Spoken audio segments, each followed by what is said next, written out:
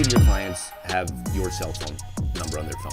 And how many do you have your client's cell phone number? That's when you have a different relationship. That's when your customer's coming down and making the final decision about, who makes the media plan, in our case, or who gets the big contract if you're selling, airplanes. Yeah.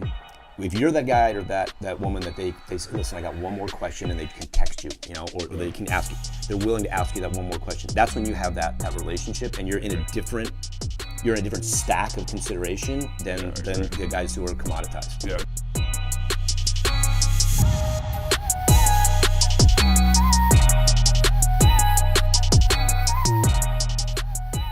All right, welcome back to the Cannonball Mindset, and I'm in a cool. This space is unbelievable. I'm at the Hulu headquarters here in Santa Monica, and I met this guy a couple weeks ago at a conference. We sat down and had lunch with somebody from Facebook. I thought it was awesome. That whole conference was awesome. Absolutely.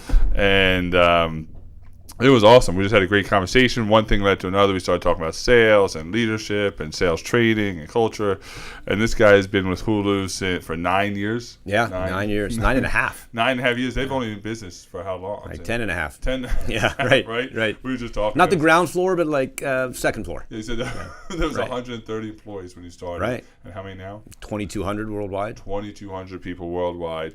I'm sitting with Jim O'Donnell, Vice President of West Coast Sales, and just an all-around interesting guy. So we're going to talk about Hulu, we're going to talk about sales, we're going to talk about trading, we're going to talk about leadership, we're going to talk a little bit about everything over the next hour. You cool with that? Let's do it. This is awesome. So I walked in, and you guys, this will go out in a couple of weeks, but tomorrow's Halloween. So we film this tomorrow before Halloween. And your whole lobby, like this whole place is Halloweened out. It's Huluween? Huluween. So what's the story with I'm saying, I've seen companies kind of say we're going to do a theme, like we'll have a costume, you can dress up if you want, but this is like serious stuff here. Oh yeah, it's been a part of our culture since we started. So we call it Huluween, and it's not your normal, hey, let's dress up and go to work. Yeah. I mean, it is a full-on serious competition. It takes people weeks of effort, planning for months. They decorate the different departments within the offices. There are skits, there's songs, there's remote viewing. People are like posting stuff all over the office a week in advance to try and drum up excitement around it, because it's a voting thing. But what's really cool about it is we took what's been a part of our culture since the beginning, and we actually turned it into a consumer-facing event like this year. So what we did is we got a ton of Halloween content on Hulu. It does really, really well for us. Yeah. So we actually packaged it up as Huluween and said, let's own this holiday. It's a huge holiday nationally. People spend more money on products than they do on decorations than they do on like Christmas. And so we took it out to the marketplace, and marketers loved being associated with and they created custom ads for the content and stuff like that. It was a real success. So it's so interesting, because I wondered when I was coming in, you're going to Hulu headquarters, and I'm thinking, because you're kind of a cool company. You're a cool company, right? Nice of you to Cutting say. edge, and so I'm wondering, what the headquarters is going to be like. I was talking to our director of operations, like, hey, make sure you get some good shots of the sign, and you walk in and you see this immediately. There's people moving all around, and is this the culture? Is this a symbol of the culture, like this just exciting kind of energy? I'm saying you feel the energy in this building. I've only been in the building 30 minutes, and I already kind of feel the energy. Is that always, or is that just Halloween? No, it's all the time. And it's funny, people comment on that a lot. They talk about, they can feel it when they come here. We interview people, they talk a lot about that, and they walk away like really, really energized by it. Yeah. And I think it's really, and it sounds kind of corny, but it's like people here really do feel united in like a common cause. Like we have set out to make the television experience better than it's ever been. We just launched a new consumer ad campaign called Better Ruins Everything. It's like, once you do a first class, you can never fly coach. Once you've taken a lift, you can't take a taxi. And basically, once you've experienced like what Hulu and how great Hulu can make TV for you, you can't go back to having a bad experience, right? So I feel like everybody here is really kind of bound by that, and really feels like we're doing something important, even though it's TV. We're not saving lives. Yeah. But when I interviewed people back here in 2009, 2010, I would say, listen, you're going to tell people the rest of your career, that you were at Hulu in 2009, 2010 when we like changed the world, and that was before the iPad was even invented. Yeah. So now I interview people, 10 years, 9 years later, and I say the same thing. Like, you're going to be in this business a lot longer than me, and you'll tell people the rest of your life that you were at Hulu in 2010 18, 19, and 20. Yeah, when it's literally it's really taking over. I think one of the stats I read in doing research was that 11% or something have completely cut the cord of traditional cable, and gone solely to these standalones. Is that just a number just going to increase? Absolutely. I mean, especially you see it among the younger generation. It's much higher than that.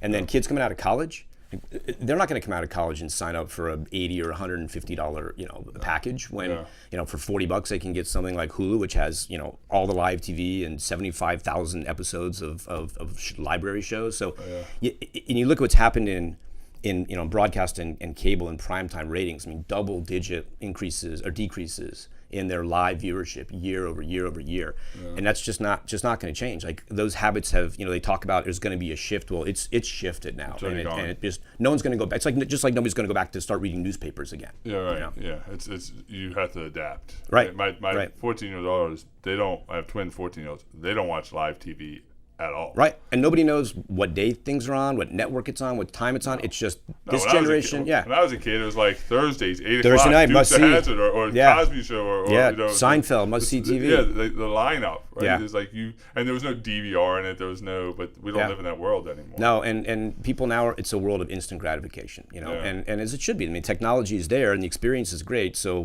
why not? And I mean, and that's also sort of morphed into beyond just entertainment. What's happening with like all these, the upsurge in these direct-to-consumer brands, or DTC as we call it. So think about Casper and Dollar Shave Club, and like I've got a subscription where every 3 months they send me a new electric toothbrush head and a battery, and which is great because otherwise I would change my electric toothbrush about every 4 years. Yeah, right. You would think. So that's just the expectation now. Yeah, I love that. And so, we're going to talk. I want to talk a lot about that. One of the things that we really started talking about is you're in charge of a pretty large group of sales professionals, and sales is a change. And this is how our conversation started, because I'm a sales guy at heart. You're a sales guy at heart. You're also responsible for sales. Where do you see that going? Do you see sales is changing? Do you see the dynamic of sales changing? Like, you've been doing this for 30 years. Yeah. 30 years. 31, going on 32. 32, and you're by our talks before we got on, you're a student. Like, you're still learning. We'll talk about that a little bit later. But do you see sales changing and the way that you're selling now changing? Is it changing to adapt to the way we just talked about with media? Yeah. So, I mean, I think at a high level, more than ever, I don't care what you're selling, the expectations from clients are higher than they've ever been. And you've got to win on service. I mean, everybody is going to have good products, whether you're selling a wonderful TV service like Hulu, or whether you're selling copiers. There's a certain degree of commoditization. We've got competitors that do, a pretty good job. Yeah. So I think in sales for, in general, you got to win on service. For us, what's changed a lot in the advertising sales business specifically is automation. So things are really moving toward automation because marketers, and I just came from the Association of National Advertisers conference down in Orlando last week, and there's a lot of talk about we've got to be more nimble and more agile in the way that we move our marketing dollars around. Yeah. There's so many more choices, and kind of the traditional model is a little bit broken. Yeah. So automation is a big part of that. That allows advertisers to take their advertising message and then bring data into it, highly targeted data, and then deliver that through pipes like Hulu, where you're putting the right ad in front of the right person at the right time. Yeah. So if you can't do that, like I sold TV for many years, and I always joke about like, man, not a week that goes by that I don't miss the lack of accountability behind the world of television, where it's like you run a 30-second spot and it reaches 10 million adults 18 to 49 and everybody's happy. Yeah, right, they're all excited. I mean, even 18 to 34, there's a huge difference between an 18-year-old and a 33-year-old, right? But $70 billion of television advertising is bought like that and has been for 50 years. Yeah. So now it's a lot more about specialization, highly targeted, and automation. That's probably been the biggest change in our business. Yeah. So now they want to know, all right, how old were they? What color is their hair? Yeah. What's their favorite food? Exactly. And what did they wear to school yesterday? Right. And more importantly, or equally importantly, I guess, is they want to know, like, what did they do after they saw my ad? So attribution is another huge thing, which, again, going back to television, traditionally marketers spend a lot of money on TV, and then their sales go up and they're like, TV works. Yeah. But they don't know, did Food Network work better than ESPN? I don't know. I just know that I ran on both and my sales went up. I sold more burritos this week. Yeah. So now with attribution, they really want to know, okay, who's exposed to my ad? Did they go online and search for my product? Did they search for my competitor's product? It's all about being able to measure that and deliver like proven results. Yeah, that's a good thing and a bad thing. So how do you train? So let's go back to the sales part. So how do you train? How do you spend time with your people to get them to be nimble? How do you get people? The idea of change in a mindset, one, is unbelievably hard, right? Because James Clear, this great expert when it comes to habits, will tell you that you are nothing more than the creature of your habits, and changing those habits is the hardest thing you'll ever do. So people that have been selling, you have to adapt pretty fast in this market now. I don't care if you're selling, Hulu ads or you're selling vacuum cleaners, you have to be able to evolve. How are you as a leader? How do you get people to do that? Sure. Well, I think a big part of it is like knowing what's happening in the overall ecosystem, right? So in the TV landscape, we have to know what's going on with ratings. We have to know what's going on with technology. We have to know what's going on with our competitors. Again, I would say for any salesperson, you have to know what's happening with your competitive set and keep your team smart on, why is your product better? Not why your competitor's product isn't good, but why, your product is better. Yeah. One of the things that we try to do here also is really be experts on the landscape. And that means that our team is smart, so that when an advertising agency or a marketer wants to learn about what's happening, like we're not necessarily going in and pitching Hulu. I just had lunch when I was down in Orlando with a senior head of marketing at one of the video game companies, and I said, I'd love to come in and talk to your team about what's happening like overall in the television and digital video landscape. Not a Hulu pitch. We're not going to come in and tell you need to run in our Hulu for the holidays, which is a thing. It's just like we should be the experts. We should be able to come in and help them be smarter, and they eat it up. So I would say a big part of it is training the sales team to be subject matter experts that your clients turn to whenever they have a question. They see something in the trades. I want them to come to us first and say, what does this mean? Yeah, so it's not a matter of just having a great product. I had a guy on a couple of weeks ago, David Arvan, and he was saying being great is the cost of entry now. Like you are not going to survive in this landscape. I don't care what you sell if you're not great, because eventually you get found out way too easy now, right? Because you can't nowhere to hide. So having a great product is important, but what you're talking about is you want your people to be value added in most things, right? So like if somebody has a question, to your point, it doesn't have to necessarily, a client or a prospect has a question, it doesn't necessarily have to be around Hulu, just industry wide. They're going to call you, and that's all relationship and that's all value, correct? Right. Yeah. And you hit on the word relationship, and that's the other thing that I make sure that our team does is I'll say to them, I have a little thing that I send out every year that's my guiding principles, and we get new people on the team every year, so they haven't seen it necessarily. But one of them is, how many of your clients have your cell phone number on their phone? And how many do you have your client's cell phone numbers? That's when you have a different relationship. That's when your customer's coming down to making the final decision about who makes the media plan in our case, or who gets the big contract if you're selling airplanes. Yeah. If you're that guy or that woman that they say, listen, I got one more question, and they can text you, or they can ask you. They're willing to ask you that one more question. That's when you have that relationship, and you're in a different stack of consideration than the guys who are commoditized. Yeah. So why don't people do that? Why is it? What separates the people who do that from the people that don't? I don't know. I guess tenacity is one of my favorite characteristics. When people say to me, "What do you look for in a salesperson?" And certainly like work ethic is number one, but tenacity to me is one of those things that you can't teach. Yeah. And if you don't have that thing where you feel like my customers should all have my cell phone number, or if I don't get that deal, it really bothers me, and I guess I don't have the relationship that I should have had. Yeah. I think that's just innate. Like, unfortunately, it's not something you can teach. Yeah. And I've worked with people who are tremendous people and had great personalities and were loved what they did, but if they didn't get a deal, it would be like, oh well, they gave me a good reason why I didn't get it, so I can take that reason and tell my boss why I didn't get it, and I can sleep like a baby. Like that's not tenacity. Yeah, there's no. So, do you think your people? And I saw it. I was sitting in the lobby and I was just watching people go back and forth. There's a lot of people around today. It's very active. Yeah, and do you think you have to be passionate? Like, do you think the people that are here at Hulu, you got 3,300 people? Do you think they have to be passionate about what they do? Do you think that's a place? Do you think that's an overused word for in company sales and company success? Yeah, no. Well, we're at 2,200, but we got about another 700 or 800 on that we're hiring. But absolutely, and it goes back to what I said earlier. You have to be passionate about being in the space and being like trying to sort of change the world. And I think you have to be passionate about the product that you sell. I mean, I'm very fortunate in 31 years.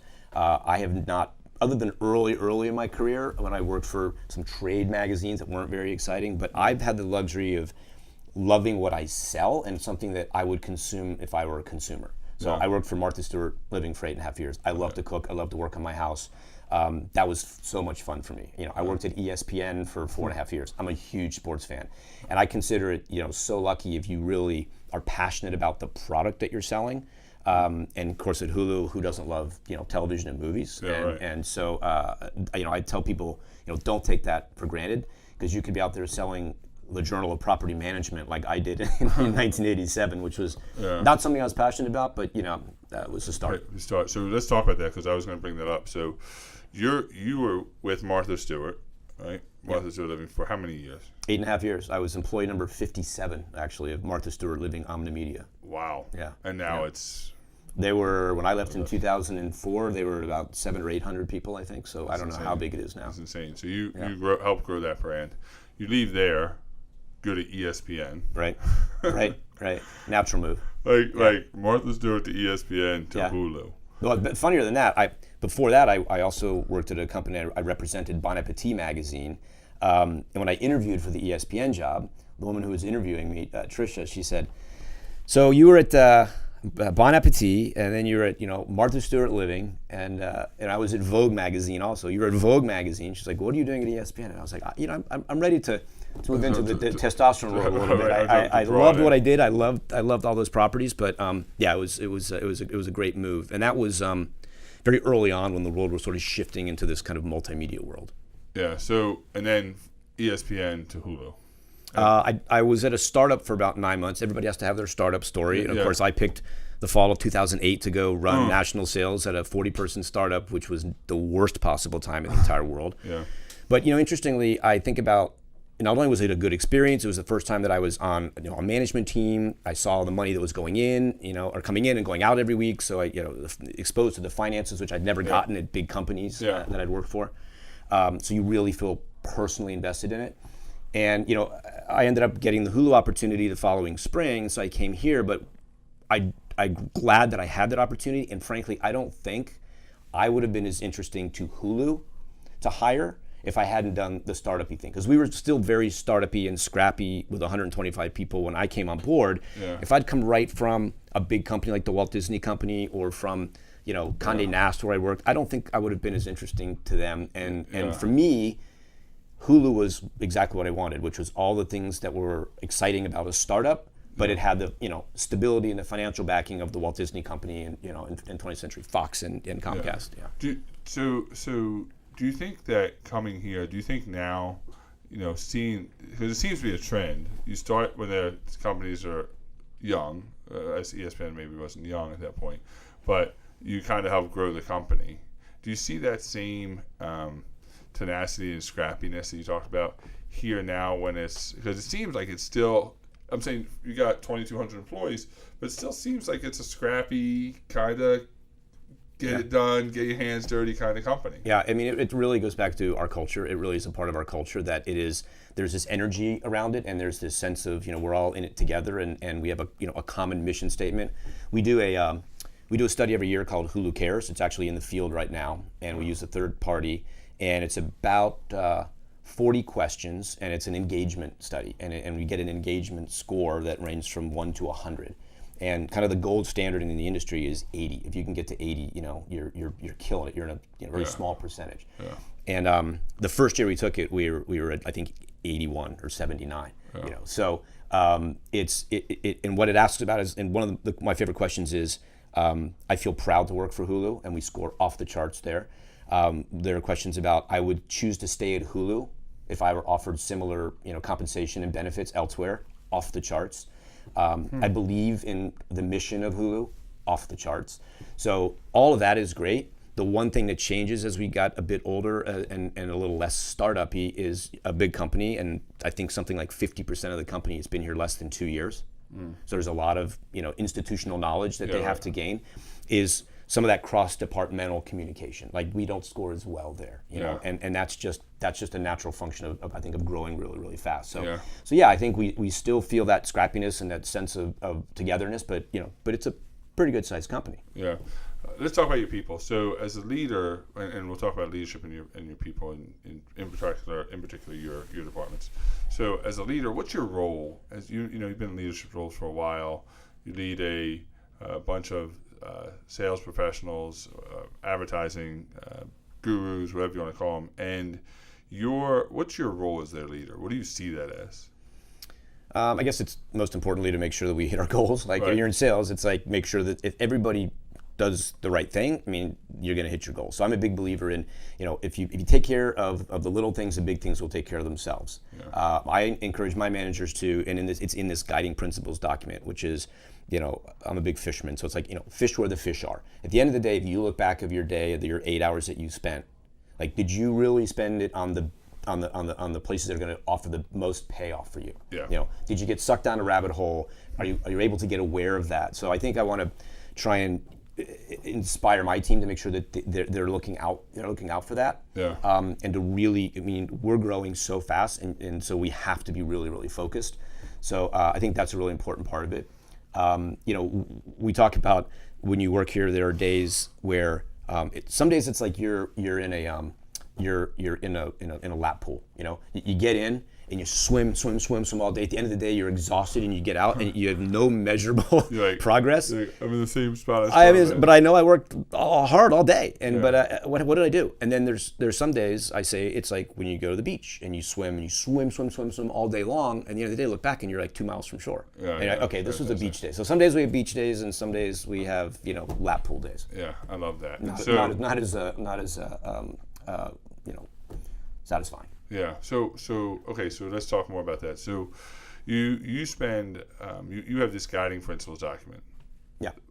Why? Like, what is the reason for that? Why do you take so much pride and ownership in creating training, creating that kind of stuff for your employees? Well, I think most importantly, so they know what the expectations are. And a lot of it's kind of blocking and tackling. But every year I send it out, I'll get an email from somebody on the team, even if they've seen it before, where they're like, "This is so great to get this again. It really does kind of help me focus." And some people thumbtack it to their workspace. But I think it keeps everybody aware of what the expectations are. I think it does help people stay focused.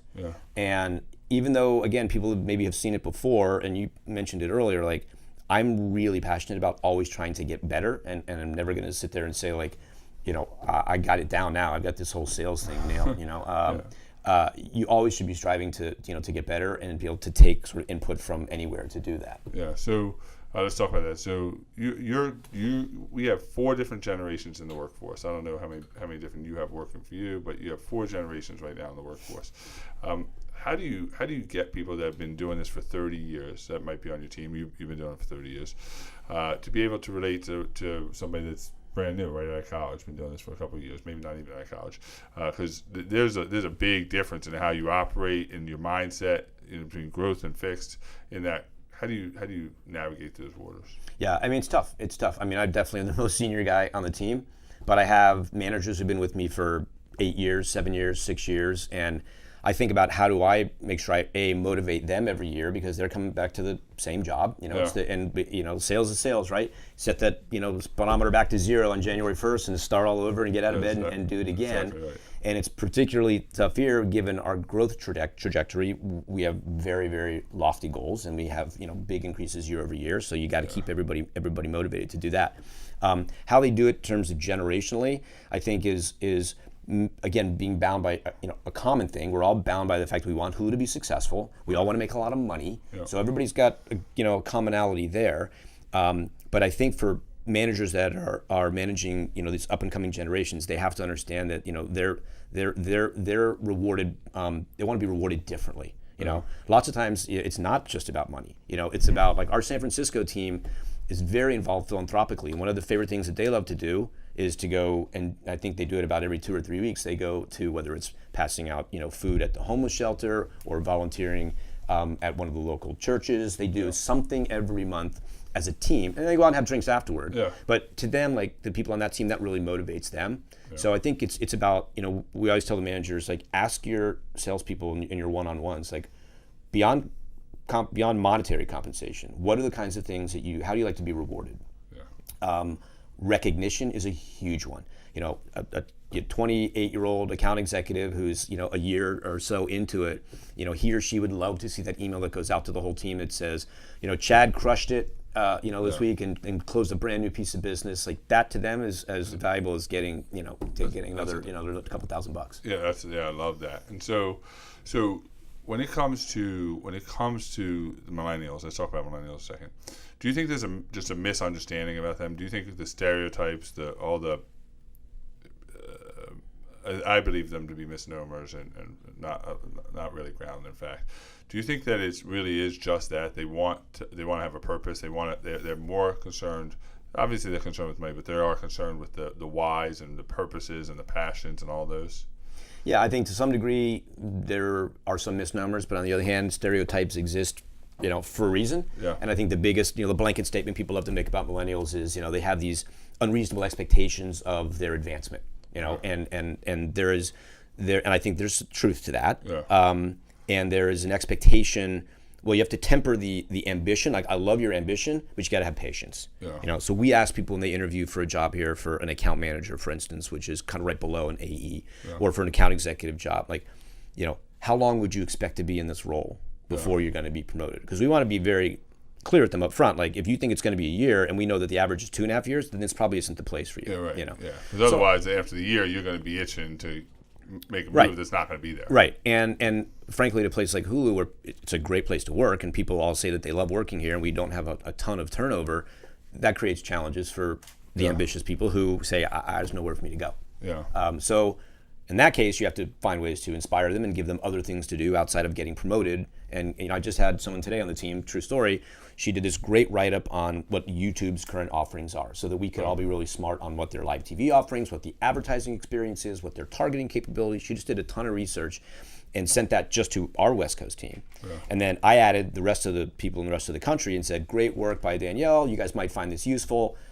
My guess is she will probably tell her mom that this thing that she worked on went to the entire sales organization at Hulu. Yeah. And she's a sales planner, and she wants to be an account manager, but that's now that's something she can kind of point to that she's done, and I'm sure it gave her a lot of satisfaction to do it. Yeah. And it's I think that's helping them find those kinds of things that they can own, I think is really important. Yeah. So I own a sales training company. I do corporate training. We started talking about the idea of corporate training. You said, hey, if in another life I was this is who I was, this is what I would be if I ever decided to do something different, which you probably won't, but if you did, this is what I would do. Why is that? Why do you have such a draw towards sales training or training in general? Yeah, well, I mean, there's in training in general, there's way more bad sales trainers than there are good sales trainers. Yeah. We talked about that. But I think for me, I mean, I get so much satisfaction out of seeing somebody get better, as much satisfaction as I get out of learning to get better. Yeah. But when I see a young salesperson and I say to them, listen, you have an interesting habit when you're standing in front of a room, you're standing up and crossing your legs and you're playing with your hair, or you're putting your hands in your pockets and jingling your coins. Don't do that anymore. Yeah. And they're not even aware of it. And then next time they don't do that. And then they tell someone else who works with them, they catch that. Yeah. And I get a lot of satisfaction out of seeing people get better. So I think that's a lot of what motivates me. And I think that if you have an audience of people that are hungry for that kind of knowledge and want to get better, it's really exciting. I've seen salespeople who are in the business a lot less years than me that are like you can't teach me anything I don't already know. I've been doing it like this for a long time. It's worked. I made a bunch of money. I'm doing great. Those guys aren't going to last very long. No, especially not in a company like this where it's the idea of having a fixed mindset in this day and age doesn't seem to work. No, right? no. So you're going to get left behind. Yeah, and you need the support of of your company too. I mean, Hulu has tremendous benefits. One of which is that we really invest in the people here. Yeah. So if you want to go take a sales training course at UCLA to learn Television 101 because you're a digital person, we support that and we'll help fund that for you. Wow. So we really want to help people get better. The Internet Advertising Bureau offers courses, and if you want to go take that, we support that. Yeah. Again, I think that's one of the reasons why people feel like they like it here and want to stay here. Yeah, because you're really targeting the growth of the person, not necessarily just the role. Yeah, is that absolutely. Right? Yeah, and I mean, sure, part of it is you're gonna keep people longer because they know you're investing in them, and then they feel obligated to stay. But then they're also gonna get better at what they're doing. Yeah. So what other ways would you say besides sales training? What are some go-tos for you? Are you a podcast listener? Do you read books? Are you what keeps Jim growing on a daily, weekly, monthly, whatever basis? I'm embarrassed to admit that I read my first business book this year. Did you? That's awesome. And it's not a condemnation of business books. It's more of a condemnation of my ability to focus on something like that. Yeah. I love to read. I read. What book was it? Almost every night. Well, I read several of them. I read The Four, Measure What Matters by John Doerr. Love that. Radical Candor. Kim Scott. Yeah, love fantastic, it. right? Love so, interestingly, this is a true story. When I was at ESPN, a guy who worked with me gave me a book called The Execution, The Art of Getting Things Done. Yeah. And it's the first business book anyone had ever given me. I'd read like the first 2 chapters. So, ironically, I was not able to complete the book on getting things done. Yeah. But this year, I mean, I read those books. They were great. I actually enjoyed them because they're really about our business. A lot of them are about our business. But historically, that hasn't been my source. It's really been learning from the people that I work with. I think I'd mentioned you. I got a director on my team, this guy, Nick, and he's a seasoned guy, but not as old as me. And we were on a call together, and I noticed that when I was talking and the client started writing something down, I saw him write it down, and it was clear to me that he was noting all the things that they found important. If they took a minute to write it down, he noted that they wrote it down. Yeah, and right. That's not something I've ever done, but it's a pretty basic thing. And I learned, from him. Yeah. So you watch. So your mindset is you always have this open mindset, this growth mindset to learning, and you're looking for opportunities when they arise. That hey, I didn't know that. Do you think that's a shift, or that's just how you've always been? I think that's how I've always been. But I will say, I feel like, especially when you've been doing it as long as me, right? Mm-hmm. And every year it's like, here we go again. We're gonna do it again. If I can find something for me to focus on, that's gonna be different in the new year, whether it's around presentation skills or negotiating, whatever it is, it just gives you that extra motivation to continue to get better. Yeah.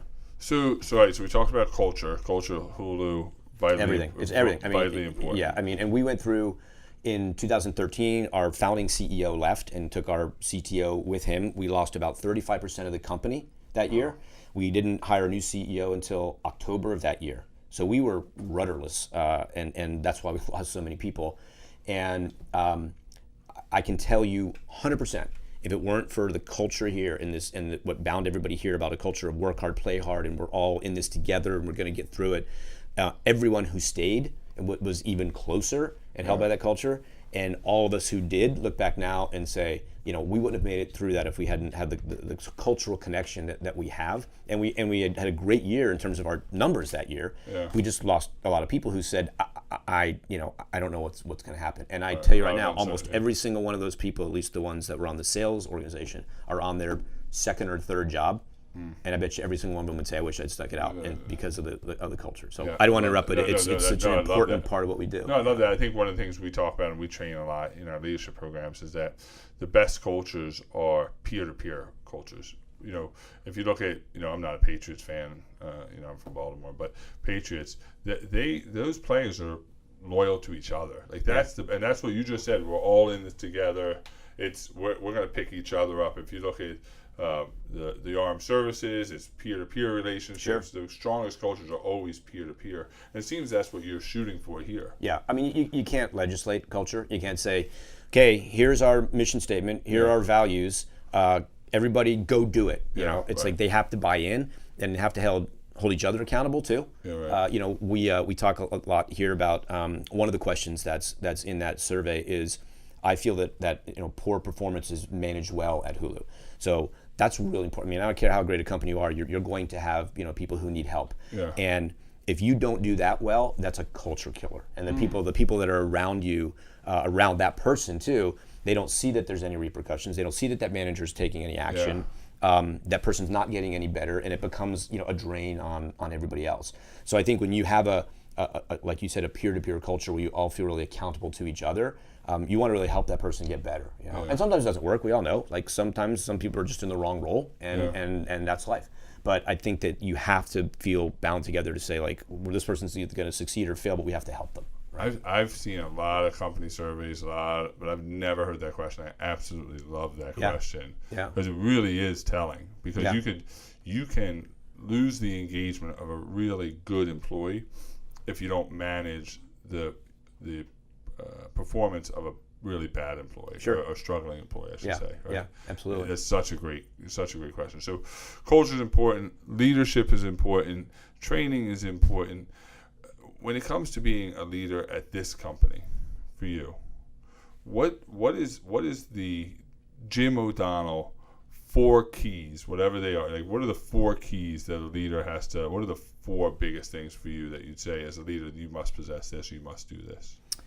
I guess number 1 would be, you got to lead by example. I mean, I think that's it. I mean, you have to. I go out on calls with my teams, and if I say to them, hey, listen, here's something I want to see you do better in front of a client, then I better be expected to set the standard, for them. And so I think that's 1. I think 2 is I just have to be respecting each other and the work that people do. And understanding that everybody maybe approaches things a little bit differently, and so being respectful of different styles. We didn't rehearse this, so I'm trying to come up with 2 more for you. But I think that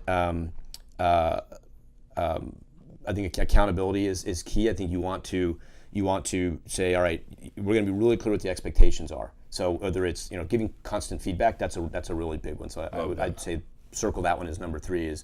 You've got to provide constant feedback to somebody. Nobody should ever be surprised when they sit down at their mid-year review or their annual review and suddenly learn that they're a C+ student when they thought they were an NA- student. And we do a very formal review every year.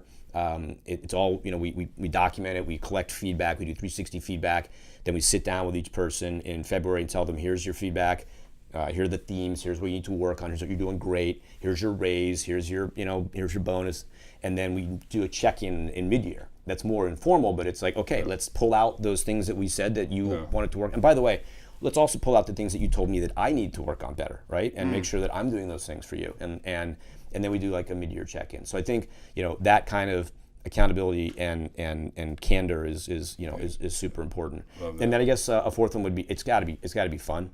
Like this is a really fun place to work, and we're a really fun team. And it's not always about going out and boozing, although often it is. But we like to combine them. So like I do a sales training every summer with the team where we spend half a day or a day and a half in the conference room going through presentation skills and like I said, negotiating skills and role playing and giving some of the younger folks the opportunity to get up and present and talk about problems that they've solved. And then we knock off at 2:00 and go down to Manhattan Beach and play volleyball and drink beer all afternoon, and then have a little rooftop cocktails. Yes, that's the taking note. That's the sales training I need to be involved in. That's right. That's sales training California style. Right? Yes, I need more clients in California. But it's I mean it's the living example of work hard, play hard, right? There should be reward for that, right? But I think it's got to be fun. We have such a great team. We have no politics, no BS. Like people genuinely, I love the fact that people on my team hang out together on the weekends. We got new moms who go and meet at the beach and take their kids to the beach on the weekends. Oh, that's awesome. And that's kind of stuff that makes me really proud. And that says a lot about you as the leader. Like you're not, like your people aren't living in silos, right? That they're even in one department, you can have a whole bunch of silos. And for you, when you see that cross that cross-pollination between personal and professional lives, then you know that you've done a great job of knocking silos down in your No, thanks. Nice of you to say that. I think it's a lot of it is, hiring great people and people who you can tell in that interview process rolls around. Well, what's their character? Is this somebody who's going to be, is going to be a problem child? Is going to be all about them? Is going to be someone who comes with complaints all the time and not solutions. So those people aren't going to work out. I love that. All right, a couple last questions. So one, let's give I don't even know. I think everybody knows who Hulu is, but let's give a nice, why Hulu? And I asked you this question off camera, why Hulu? And I have Hulu. Yeah. And I didn't even know the capabilities. I'm like, shit, I gotta get rid of the cable. It's like, why Hulu? Yeah. Well, we aspire to be the best way for you to consume television and entertainment in your living room. We want to own that. And so it started with our SVOD service, or subscription video on demand. Well, actually, go back to the beginning. We were a free service on the PC, that was owned by ABC, NBC, and Fox, and you could watch last night's TV shows. That was it. It was a joint venture by a bunch of networks. Everybody said it would never succeed, and here we are, 2,200 people later and 45 million viewers later. Yeah. So why Hulu is the overall, it's the experience itself. The product is so good. We are all about personalization and ease of use. So when you launch the Hulu interface, you've got everything that you watch gives us ideas of what you like to watch. We can recommend other things. Yeah. It also makes sure that the advertising experience that you get is really good, that it's really targeted. We have less than half the ad load of television, so that makes it a much better experience. We have 75,000 episodes of television shows and movies, which is more than Netflix has, more than any other streaming service, and people don't know that. Right. I mean, that's you didn't know it. That's our biggest challenge is people know our name. We have 80% brand recognition, but what they'll say is, well, I don't think I need Hulu, I have Netflix. Well, Netflix is a great product, but Netflix is increasingly all about original programming, and they're great. I watch a lot of Netflix originals. Yeah. Hulu is, this amazing library. It's the only place to watch every single episode of Seinfeld. It's the only place to watch the previous seasons of This Is Us and Brooklyn Nine-Nine, Blackish. We have these amazing, and we're exclusive home to all of that. And then we launched a year ago our live TV, and this is the real game changer. This is 50 plus channels of your broadcast and cable networks, all of the ESPN networks, all of the Fox Sports networks, your local channels. So for $40 a month, you get all the stuff that I just mentioned, the 75,000 episodes. That product is $5.99 a month, but for $39.99, you get all of that and the replacement for your cable or satellite provider. So that's really the where we really feel like we're going to win. And we just launched a new brand campaign, like I said, that we're really trying to get that message out to people so that they really understand what makes Hulu better, what gives Hulu that advantage. It's all you need, and it's all of your TV in one place. You literally had me at Seinfeld. Yeah. You had me I'm flipping through the channels, hoping I catch a Seinfeld episode. Well, and that's why we went out and gave Jerry a giant, Wells Fargo truckload of money, because we knew. It's interesting, when we were pursuing that show, we were also looking at Friends. Yeah. And I was talking to our head of content, and I said, listen, we got to get Friends. I said, so I love Seinfeld, but it's super dated. It's very New Yorky. I mean, the high-waisted jeans and the bad hair. They didn't have Friends is so much more relatable. I've got, at the time, my kids were young teenagers. Now they're 17 and 20. And I was like, they're going to watch Friends. It's relationships. And he said, well, we actually believe that there's an audience of people like you who used to watch Seinfeld that are going to rediscover it. But then there's this whole new audience that's gonna discover it. And I was like, well, whatever. So we, of course, picked up Seinfeld. Yeah. And Toyota was one of our sponsors, and they wanted to see the research on who was watching it, and 64% of the viewers were 18 to 34. Come on. And so by the end of that story, I always say is, and that's why Craig is the head of content and I'm in advertising, because he made the right call. Yeah, but that's what we want to do, is bring these kinds of shows to a whole generation of new viewers. Grey's Anatomy is huge on Hulu, all the previous seasons. My daughters, who are 14, now they've binge watched all of Friends, they've binge watched everything, and they now, for the last 2 months, have been bugging my wife and I to give permission to to do the Grey's Anatomy. Like we're like 14. I don't know. Like we're It's a broadcast primetime show. That's what I said. I said I probably I'd watch if I was 14, and so we're on that. So now it's good to know they can go on Hulu and watch every episode. It's a perennial top 15 show on Hulu and has been since we put it on years ago on the service, and it just continues to attract this young new audience for that show, which I think the networks would agree also helps to boost their linear ratings as well. Oh yeah, right. And so people literally can save. This is so timely because I just on Sunday night before I left to come to the West Coast, I was paying bills, and every month I get that FiOS bill. Yeah. I'm like, God, $200 and some a month. I said, God, there's got to be a way to cut this. And then I look and I'm like, no, but we got to have the internet. We don't really need our phone, a landline. I don't even know what my phone number is. It's horrible. If you gave me $1 million and I said, "What's your home phone number?" Right. I'd have no clue. But then I can't get rid of cable because even though the girls don't watch it. But now I'm knowing that really you just cut the cord and it's. Yeah, I mean, there's some crazy stat that something like 80% of the content that any individual watches, they watch on less than 10 channels. So if you do the math on what you're paying for the other 500 channels that you're watching, 20% of your content on, it gets pretty friggin' expensive. So that's why the rise of what they call the skinny bundle, and that's what Hulu is with its 50 plus networks. That's really the change in what's happening with the overall with the ecosystem in terms of cable and satellite. And I mean, you see the quarterly reports from those guys every quarter. They just continue to hemorrhage subscribers as more and more people shift over to services like Hulu. So we want to be everybody's going to have one or two services like Hulu, Amazon, Netflix. We just want to be one of the two. We'd love to be the number one choice. Yeah. Netflix got a big head start on us, but we're at 20 plus million subscribers now, 1 million subscribers to our live service, and 45 million total unique viewers every month. Yeah. But it's an expensive business to be in, and there's a lot of great competitors out there. Yeah, well, I think it's, and I base this just on my own opinion, but I think that for me, I see now. Again, I have Hulu, but I wasn't as aware as I was after I met you. I went and did research. I started, again, and then today you schooled me on it today.